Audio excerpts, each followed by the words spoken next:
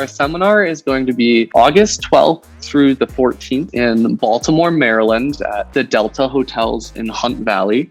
Is a great way for students not only to foster connections with each other, but learn invaluable professional development skills and other things that they can to take away from this weekend of fun-filled experiences. Register on our main National Association of Blind Students website, which is nabslink.org. That's nabslink.org. We have a really great Facebook group that can really allow blind students to connect with each other, and that's National Association of Blind Students on Facebook.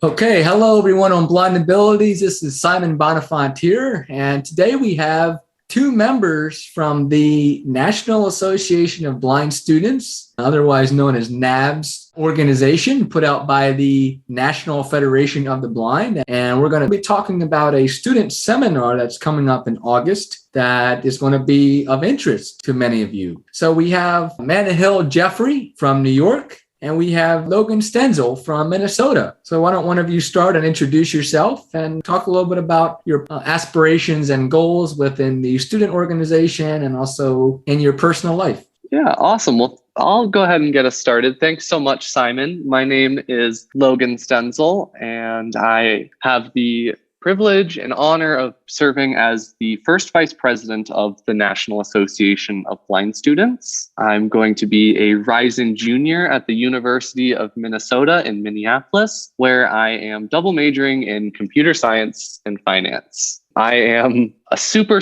passionate member of the National Association of Blind Students, and am really thrilled to be here with both of you today to get to share the word about our wonderful regional seminar. Thanks for that, Logan and Simon. Hi, everyone. I'm Nanahil Jafri. My pronouns are she, her, and I'm a secretary and treasurer of our New York Association of Blind Students, as well a passionate member of our overall national division of National Association of Blind Students. Like Logan, I'm really excited to be here and to talk to you all about our Atlantic student seminar that we're holding, and really hope that some of you can attend. That's great. So why don't you talk a little bit about your involvement and how you got into the organization? I actually just recently tipped my toe in the organization. I actually was fortunate enough to win the National NFB Scholarship in the year of 2021, so last year. And that was kind of my first exposure to the NFB. It was a virtual reception and a virtual convention, so I didn't get the full experience of being in person. However, what it did do for me is expose myself to a plethora of different successful blind people in all different avenues of life. And that kind of sparked my interest to be like, whoa, like this is something that I think I could benefit from greatly, as well as an avenue for me to involve myself to benefit others as I could kind of do. So I wasn't really exposed to that many other blind people growing up. So this was a great way to me to see other people succeeding and finding ways that I could learn from these people. This past year, I've been really involved in trying to assist the movement and cause as much as I can. I'm also pretty involved in our New York chapter, and I was able to make myself up to secretary and treasurer, and I do a lot of work with that. That's kind of the ways I got involved, and yeah, ever since then, I've never looked back and been really glad to be a part of Nabs. Well, thanks for sharing, Nanahil, and we are super glad that you did get involved, because you've been an invaluable asset, bringing a lot of energy, enthusiasm, and great ideas. We've appreciated your involvement. And I have a similar story to Nanahil, actually. I was a national scholarship winner as well as a Minnesota scholarship winner for the National Federation of the Blind in 2020. So that was really my true first introduction to the organization. That was a tremendous experience. It was a virtual experience, but similar to as Nanahil was saying, it really exposed me to so many successful blind people. And it exposed me to what I've realized is a powerful support network and network of passion, wisdom, and enthusiasm for life as a blind person and just life in general. I think my favorite thing about being involved in the National Federation of the Blind and our National Student Division is the energy and the passion that it brings me each and every day to live the best life that I can live, and then also to do whatever I can to help other blind students live the best life that they can live. I love our community because we're willing to help anyone with any situation, whether you're having an issue with a professor at school, we can give you advice on what resources there are on how to advocate for yourself. We can talk about strategies on how to complete your math class using non-visual techniques, or we can give you some tips on how to navigate socializing as a student and as a blind person. So we have a lot to offer, and I think just the plethora of things that we do as an organization is what really has drawn me in. As far as my journey, it's really been since getting involved as a scholarship winner, I just have felt a deep passion to want to give back as much as I possibly can to the National Federation of the Blind, because I've realized that the more I've gotten involved, the more opportunities it's given me to develop as a leader and to grow as a person. And there's nothing more exciting than getting to continue to grow as a person while seeing so many blind students achieving really tremendous things and getting to pursue their passions in so many different ways. So it's really the diversity of thoughts and goals and accomplishments that keep me coming back day after day. Oh, that's terrific. I would definitely second what you both have said about the organization. So why don't we now talk about the Atlantic Student Seminar that's going to be coming out? I believe that Logan, you were the one that was very instrumental in the planning process of this. I know that this is going to be an in-person seminar, and that's really great because as we're coming out of the pandemic, it's great to interact in person. But what was the idea that sparked having this seminar? There's a couple of things that really go into the planning of this seminar. First, as you mentioned, it is an in-person event, which is something that we're super excited about because the last several years has been really difficult for blind students in particular. There's been a lot of challenges with the transition into the virtual space, and then also the transition into a lot of hybrid options that are currently happening. And while the National Association of Blind Students did our absolute best to put on really dynamic and engaging virtual events, which we did. We put on several seminars at a national level and more on a regional level that were super well attended and people really gained a lot from them. We're also not ignoring the fact that there is tremendous value in having an in-person network, especially because the excitement and energy that you can feel from being in a room of so many blind students who are also excited to be there is really an energy that can carry you through your day-to-day life far after attending the seminar.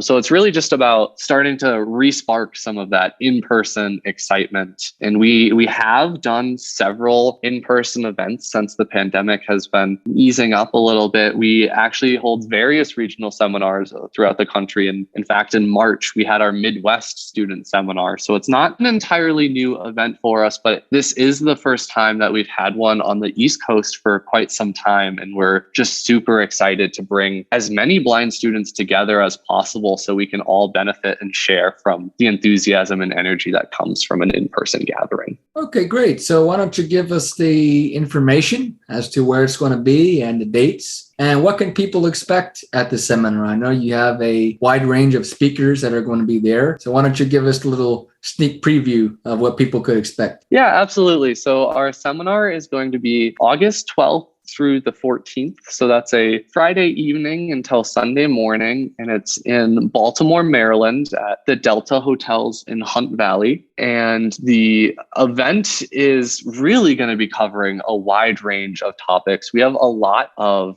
presentations, panels, activities, and really dynamic programming covering topics ranging from best practices of taking notes as a blind student to how to handle networking in a virtual setting and an in-person setting, from fitness and health techniques as a blind student, all the way to exploring different career paths and life paths that blind students have taken, and all of the accomplishments that we've achieved as a student division and as an organization. And I'm sure I'm missing some of our really exciting activities. So I'd love to pass it to Nanahil to talk about maybe some of the other presentations or activities that she's excited about. Yeah, of course. Again, Atlantic Seminar, as Logan said previously, is a great way for students not only to foster connections with each other, but learn invaluable professional development skills and other things that they can to take away from this weekend of fun-filled experiences. Some stuff that I'm really excited about and I think will be really invaluable to learn from our presenters is we're going to have a really great fine dining workshop, as well as some professional networking and online presence workshops that really hone in on best professional development practices to really showcase your best self in your most professional way when you transition really into the workforce. On this, we have a lot of student-led panels where a lot of students that are attending the seminar can learn from students that are just like them to get a more personable connection of how someone can transition into the workforce after being in school for so long, or what are the best note-taking techniques that a student can utilize while in school, or even like what are some fun-filled ways to be creative and delve into different content creation in this digital age where, TikTok, Instagram, YouTube is taking over. So a lot of these fun skills that students can take and learn from this seminar and beyond and share a case with their own networks to kind of build a strong army of blind people and blind students that can really be a new wave of really understanding the proper techniques that they need to succeed. So I think it's going to be a really great weekend, especially funneling some everlasting friendships that these students can hang on to and learn from for, their entire lives. So I think it'd be a great thing to attend. Yeah, that is terrific. And one of the things I like that you said, Nanahil, is the student-led panels. That is really great because what better person to learn from than a student? Someone that is in the situation currently and can give tips and tricks and best practices to other students. I think that is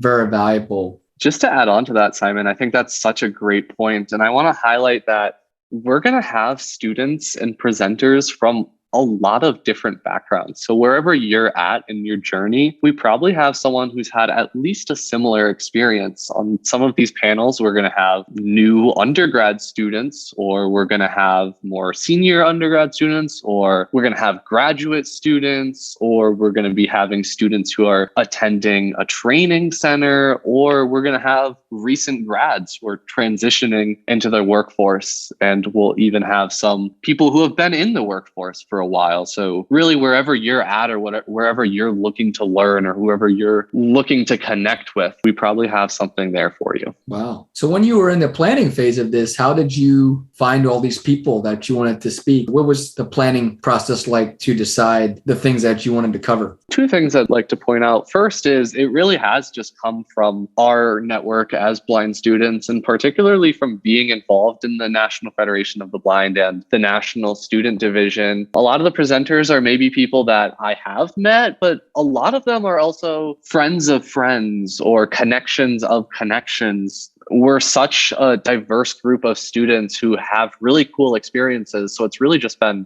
leveraging those connections that we know. It's been a really collaborative process. We have a great team of Atlantic Planning Committee with people like Nanahil and myself who have really come together to try and make this as impactful as possible. And the other thing that's guided our planning process on this is making sure that not only is it interesting to blind students, but also that it's going to be giving them tangible and valuable skills that a lot of times vocational rehabilitation counselors are looking to expose their students to. There's really 5 key pillars of what voc rehab looks for in a program. And we wanted to make sure that our seminar was something that if students needed to explore getting funding for from voc rehab, that was as an option. So we try and hit those pillars as much as we can as well. Okay, great. So let's talk about funding and registration information as well. I believe there's a cost to this as well. Can you touch on that, and where can people get information to register? In terms of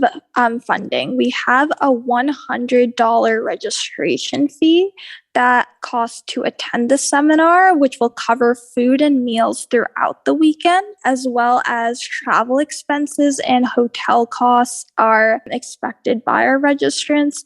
However, we will say that we do have various funding avenues available, whether that's through our National Federation of the Blind state affiliates or personal state VR agencies that can help offset the cost of this expense. Yeah, is there any more things you want to add to that, Logan? Yeah, I can just throw in a couple of things. Specifically, as Nanahil mentioned, the $100 registration fee covers all your meals for the weekend, so you won't have to worry about providing any of your own food. And it also covers some of the miscellaneous expenses that we incur for putting on this event. And as far as hotel goes, we have a contract with the hotel. So we have a block room rate where it is $104 a night per room. And we have an option to pair you with a roommate. So if you're looking to meet someone new and looking to cut down on your lodging costs a little bit, having a roommate is a really great option to do that. And it's a 2-night event. So that's $104 a night. But if you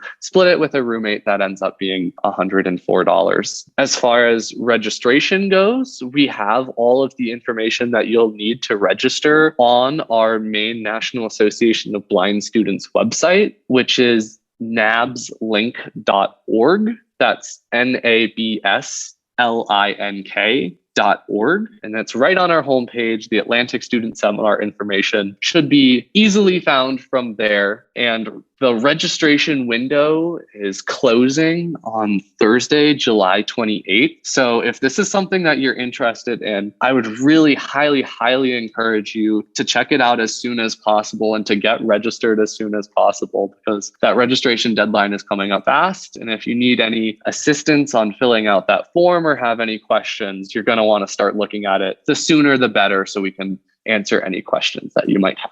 Yes, and we will put the link to that registration in the show notes as well. So is there any way that people can follow Nabs on social media? I know that you do a lot of seminars and a lot of programming. So if folks wanted to keep up with the programming that you do, can you describe the best way they can do that? We have a really great Facebook group that can really allow blind students to connect with each other and learn from a lot of the great programming that we do. So that's National Association of Blind Students on Facebook, as well as we have a mailing list that you can join to get in touch with all the different things in terms of Nabs. And if you go to nabslink.org, as Logan mentioned earlier, you can find the specific directions on how exactly to sign up for this mailing list. Yeah, Logan, if there's more social. That's perfect. I would really recommend you checking out the Facebook group. I believe we have over 700 blind students in there. So there's a lot of great sharing and connections that happen there. And just check out our website, and we have all of this information listed out on the website. And our individual contact information for various leaders within our group are listed on our website, and pretty much anyone you meet would be more than happy to answer any questions or put you in contact with someone who can answer your questions about the student seminar, but also all of the wonderful things we do as a national student organization. Okay. And if someone wanted to contact you both, can you give your contact information? Absolutely. So my contact information, my email is stenzellogan@gmail.com. That's STENZELLOGAN@gmail.com. You can absolutely put that in the show notes as well. My email address is manahil@gmail.com. So that's MANAHIL jafri@gmail.com. And same with Logan. You could just drop the link in the show notes as well. Well, Nanahil and Logan, I'd like to thank you very, very much for coming on to the podcast today to talk about the things that you're doing. I wish you great success with the student seminar that's going to be happening. I unfortunately will not be able to attend, but I'm glad that I could work with you to put this together, and I wish that it is a very great success for you. It sounds like a wonderful thing that you both are a part of and that you both are going to be doing. And to the listeners, I hope that you would look on the website and contact them or any of the other Nabs leaders if you have questions about this seminar, and I highly recommend that you attend. So thank you very much, and thank you both for your time today. Thank you so much. Yeah.